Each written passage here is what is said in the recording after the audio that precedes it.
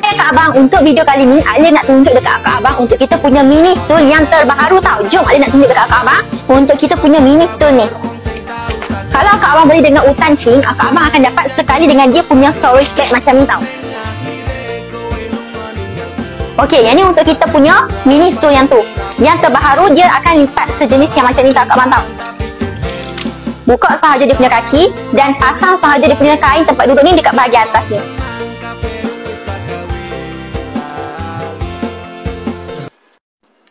Dah pun siap tau. Okey, untuk kita punya kerusi ni dia punya berat hanya 0.6 kg sahaja tau. Dan dia boleh tampung maksimum berat sehingga 100 kg sahaja macam biasa. Untuk material kain kita pakai Oxford Fabric dan dia punya besi kita pakai material aluminium alloy.